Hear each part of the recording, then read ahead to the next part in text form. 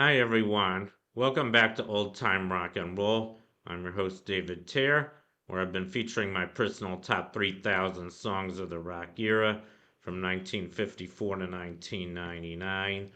And today I'm up to song number 2745, and that one is Helen Wheels by Paul McCartney and Wings. This was released in 1973. I believe it hit number 8. And it was also released, at least in America, on their album called Band on the Run, their number one album from 1973. Had several other big hits on it, including the title track. Anyway, I'm going to start by talking about the band Paul McCartney and Wings. Here's a picture of them early on.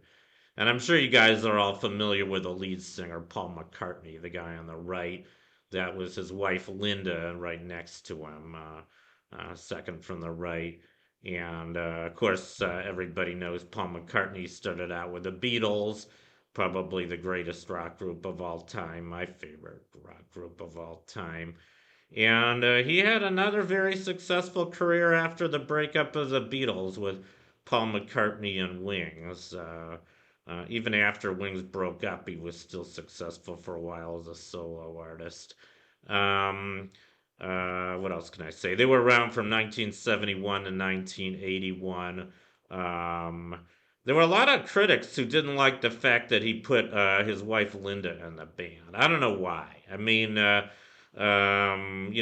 Lennon, even before the Beatles broke up, he formed his own band with his wife Yoko Ono called the Plastic Ono Band. As a matter of fact, I heard that even caused problems with the Beatles, and was probably ultimately the reason why they broke up. But I don't think there was any problem at all with Paul putting Linda in the band. As a matter of fact, I'm proud of him for doing that. I think Linda was a really great musician too. Um, anyway, the original lineup included Paul and his wife Linda, as well as Denny Lane. He was vocalist and guitarist. He was originally from the Moody Blues.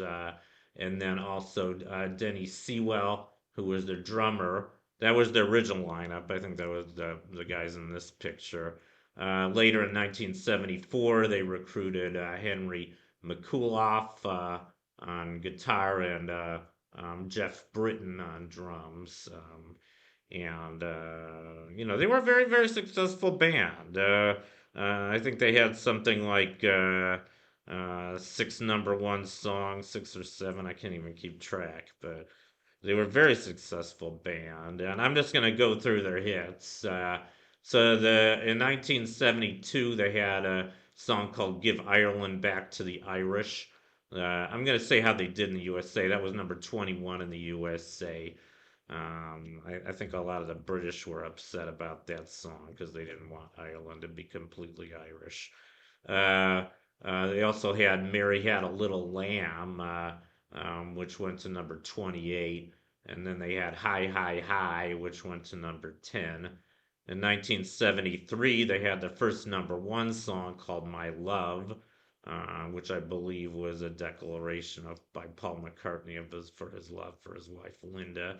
Later that year, they had Live and Let Die, which was a theme to a James Bond movie of the same title. Already featured Guns N' Roses' version of that song, and Paul McCartney and Wings' version is coming up later. They also had the song I'm featuring today, Helen Wheels, which went to number 10. By the way, Live and Let Die went to number 2. They also had a song called Jet, which went to number 7. I believe Jet was the name of Paul McCartney, calling Linda's dog. In 1974, they had their second number one, Band on the Run, which went, and then later that year they had Junior's Farm, which went to number 3. In 1975, they had their third number one, Listen to What the Man Said. They also had Letting Go, which went to number 39. Venus's Mars Rock Show, which went to number 12. In 1976, they had their fourth number one, I believe their biggest to that date, Silly Love Songs. Not only was it number one, but I believe it was also the number one song of the year 1976. And they also had a song called Let Him In, which went to number 3. And it's kind of funny. When I first heard Let 'Em In, it's a strange song. I thought it was Burl Ives singing. Don't ask me why, but Paul McCartney's voice for some reason the beginning of that song sounded like an old man. It sounded like Burl Ives to me. Go figure. But anyway, not my favorite of his songs, but it was a big hit. Went to number 3. In 1977, he had "Maybe I'm Amazed," which was a live cover of a song originally recorded by the Beatles. He also had "Seaside Woman," which went to number 59, and "Girls' School," which went to number 33. In 1978, he had "With a Little Luck," another number 1. "I've Had Enough," which went to number 25, and "London Town," which went to number 39. In 1979, he had his song called "Good Night Tonight," which sounds to me like a disco song. I guess they kind of went disco on that one.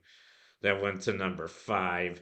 Then they had a song called "Getting Closer," which went to number 20, and "Arrow Through Me," which went to number 29. In 1980, they had their last number 1. I think it was their 6th, by the way. It was called "Coming Up." That went to number 1, like I said.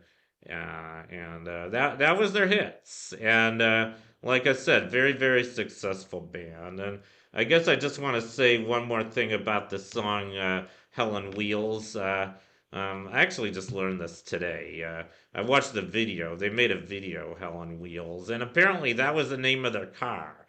And it was really called Hell on Wheels. I'm not sure why they didn't call the song Hell on Wheels, but I guess they changed it into a woman's name. Maybe they thought Hell was too controversial. I don't know.